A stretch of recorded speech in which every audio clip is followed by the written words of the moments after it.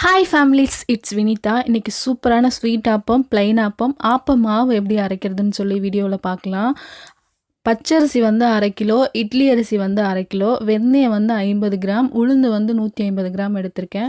இதோட மெஷர்மெண்ட் எல்லாமே நான் டிஸ்கிரிப்ஷனில் கொடுக்குறேன், செக் பண்ணி பாருங்கள். இது ஒரு 3 ஹவர்ஸ் கிட்ட நல்லா ஊற வச்சுக்கலாம், நல்லா வாஷ் பண்ணிவிட்டு. இப்போ 3 ஹவர்ஸ் ஊறினதுக்கப்புறம் வந்து ஃபஸ்ட்டு வந்து வெந்தயம் ஆட் பண்ணிக்கிறேன். வெந்தயம் நல்லா ஒரு 5 மினிட்ஸ் அரைஞ்சதுக்கப்புறம் வந்து உளுந்து ஆட் பண்ணிக்கலாம். உளுந்து ஆட் பண்ணிவிட்டு ஒரடியாக வந்து தண்ணி ஊற்றிடாதீங்க. லைட்டாக மட்டும் தண்ணி தெளித்து வந்து மாவு அரைங்க. அப்போ தான் வந்து நல்லா ஃபைனாக வந்து அரைஞ்சு வரும். மாவு நல்லா ஃப்ளஃபியாக வந்து உப்பி வரும். பக்கத்துலேயே இருந்து அடிக்கடி ஓப்பன் பண்ணி லைட்டாக தண்ணி தெளித்து வந்து மாவு அரைங்க உளுந்து அரைக்கும் போது.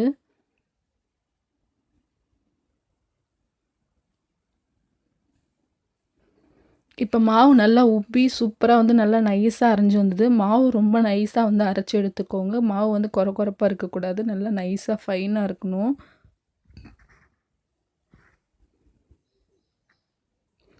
நெக்ஸ்ட்டு வந்து அரிசி ஆட் பண்ணிக்கிறேன். அரிசி அந்த மாதிரி தான் ஒரடியாக தண்ணி ஊற்றிடாமல் கொஞ்சம் கொஞ்சமாக தண்ணி ஊற்றி நல்லா நைஸாக வந்து அரைச்சிக்கோங்க. நல்லா மை போல் நல்லா அரைச்சி எடுத்துக்கோங்க.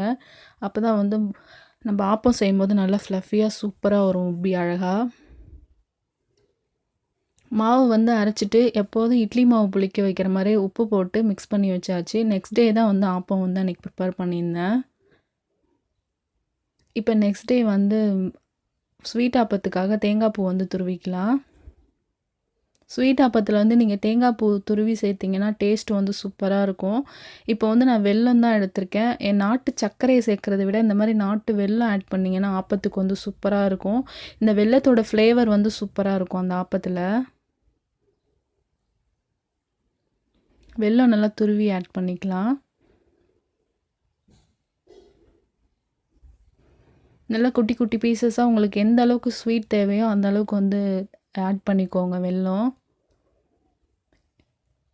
இப்போ ஆப்ப மாவு நான் கொஞ்சமாக எடுத்திருக்கேன். நம்ம வந்து இப்போ எல்லாத்தையும் ஆட் பண்ணிக்கலாம். ஆல்ரெடி வந்து ஆப்ப மாவில் உப்பு போட்டு தான் நம்ம கரைச்சி வச்சுருக்கோம். அதனால் உப்பு ஆட் பண்ணிடாதீங்க. தேங்காய் பூ ஆட் பண்ணிவிட்டு வெல்லம் ஆட் பண்ணிக்கலாம்.